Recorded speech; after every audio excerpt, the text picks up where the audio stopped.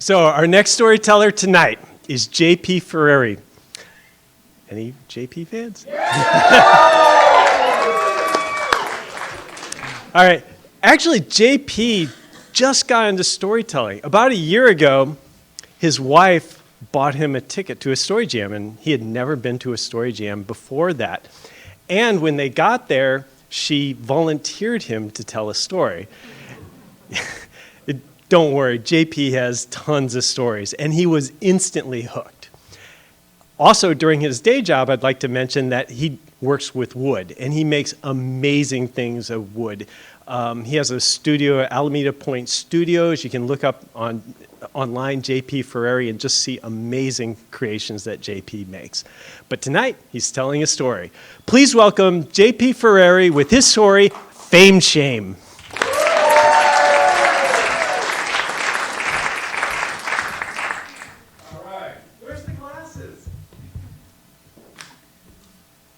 Thanks for the shameless plug. I don't have shame. When I was in high school, my mom was in a sorority. Not a college sorority. In fact, I don't think any of the women in the sorority went to college. They might have. I don't know. It wasn't the gig. They were a service organization, and they did great things for our rural community in Northern California. They usually picked a family that needed help, and they bought the kids shoes, and they helped them with groceries, and if somebody had lost a husband, they made sure that person had what they needed. And they would get together on a Friday once a month to plan out who they were going to help next. And my mom said that at those meetings, it took them 20 minutes to plan, and then they would just drink wine and talk shit all night.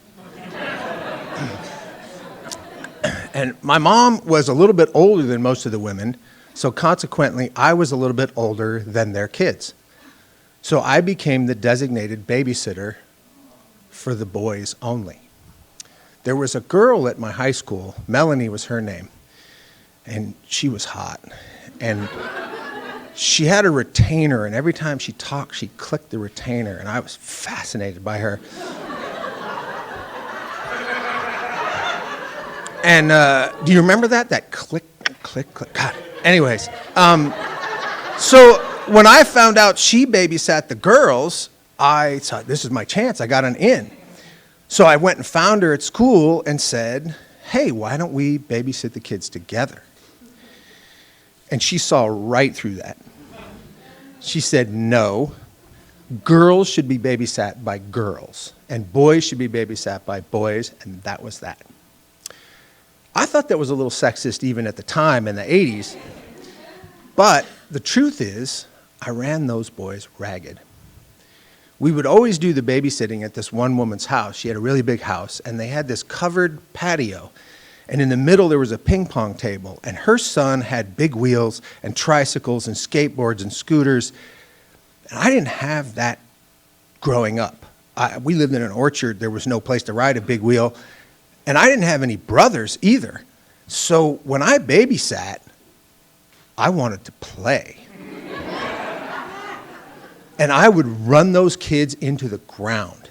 I would make them do laps around the picnic table on big wheels while I threw Nerf footballs at them and Nerf basketballs, and I tried to knock the kids off the scooters. And 4-year-olds were like, this is the greatest day of my life. I would never tell them there was a bedtime. We would go and go and go, and then eventually I'd come around a corner, and there would be a kid asleep face down on the carpet. I'd scoop that kid up, put him on the couch, and go ride herd on the rest of the boys until eventually every single kid was in a coma. Around midnight, women would come to get their kid, and I would have to carry the kids to the car and throw them in the back seat and watch this half-drunk woman drive home.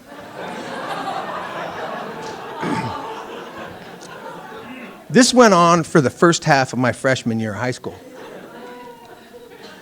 In February, I came home from school one day, and my mom was sitting at the dining room table, and she had butcher paper out, and she was cutting butcher paper into these squares. And I said, what's going on? And she turned, and I could see that she had been crying. And my mom said, Timmy's been kidnapped. Today, he was kidnapped today. Timmy White was the child of one of the sorority women. And my mom said, the whole sorority's coming over and we're going to make posters.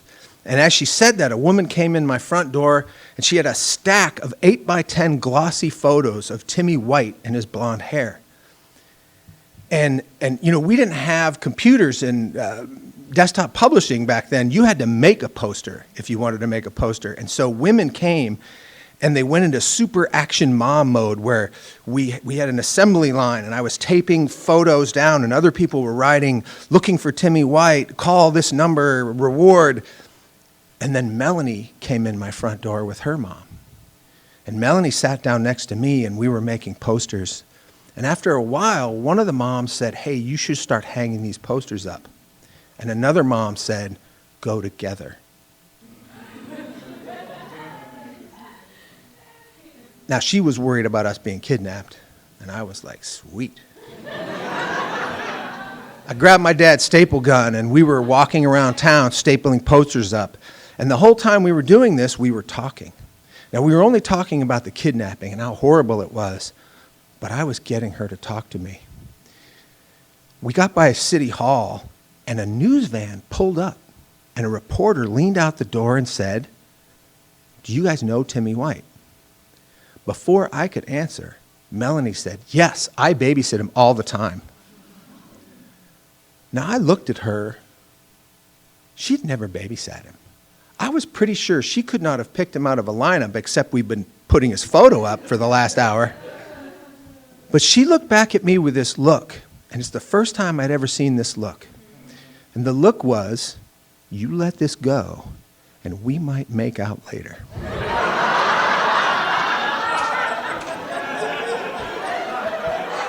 So I let it go. I even added in, oh yeah, we babysit him. Timmy's just a regular kid. He likes to ride his big wheel. The next day at school, she came and sat with me at lunch. Kids started coming around and asking about Timmy White, and it was clear she had told them that she was his babysitter. She leaned over to me and she said, I'm coming to your house after school so we can go put up our posters. And I said, I'm down with that. It was a very weird emotion, though, because kids were upset, and I was getting this weird high off of it. She shows up at my house, and she had changed out of her school clothes. She was in brand new acid wash jeans. She had this really cute blouse on. She had a red scrunchie in her hair, and she was wearing red leg warmers. And she said to me, you should go change. I just had a t-shirt on, so I went to my room, and I got a button-down shirt with a collar. Came out, we grabbed a stack of posters, and she said, let's go back by City Hall to hang up posters there. Now, this didn't make any sense. We had hung posters up there the day before. But when we got to City Hall, I understood why. ABC, NBC, CBS, news trucks set up, all trying to get a shot of our courthouse or the City of Ukiah sign. And while they were setting up their shots, every time a reporter came out with a microphone, she made sure we were in the background hanging up posters.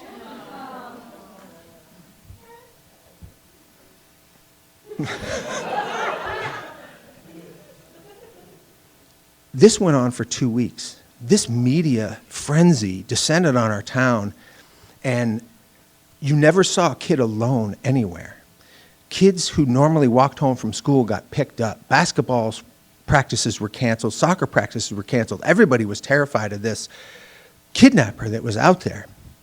I was in a class, and a teacher actually asked me, did I think Timmy White was the kind of kid that would get in a stranger's car? And the entire class turned and looked at me. And the only answer I could give was, he's 7. He'd get in a car with anybody. And people looked at me like there was something wrong with me. But it was true, a 7-year-old. Our town was in a state of shock. And then a miracle happened. Timmy White walked into the police station with an older boy, a boy my age exactly.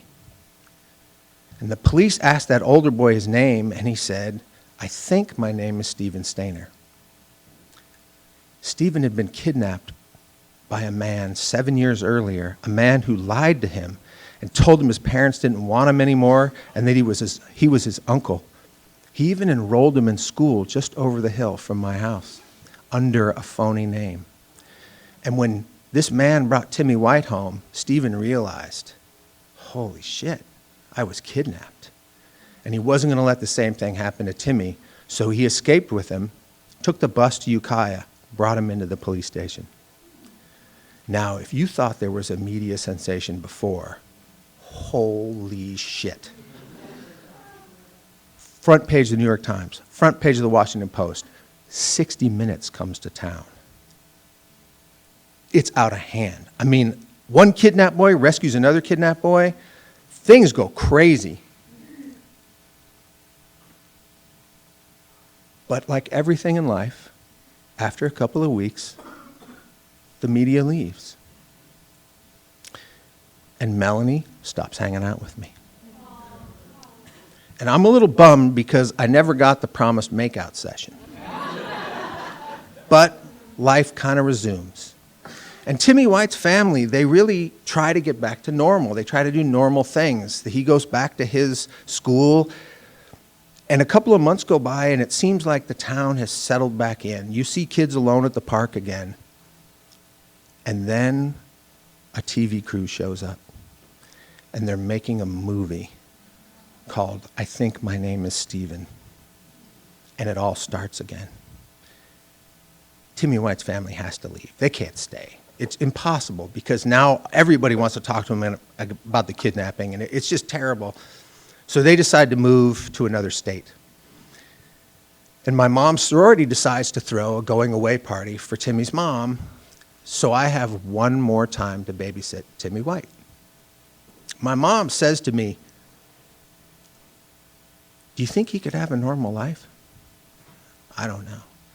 I'm very, very interested to see, did this change him? The day before the going-away party at school, Melanie finds me. She says, "I hear you're babysitting the boys tonight. Can I come help?" And I look her in the eye, and I know what she wants. It's probably not me. But I say yes anyways. And that night, I run those boys ragged like you could not believe. And I get every kid fast asleep, Timmy White on the couch with a blanket over him. And I take her hand, and I take her to the kitchen. And we make out until the first mom comes to pick up their kid. There's a postscript to this. I hadn't talked to her since high school. And last year, she found me on Facebook. She sent a 3-word instant message. Are you married?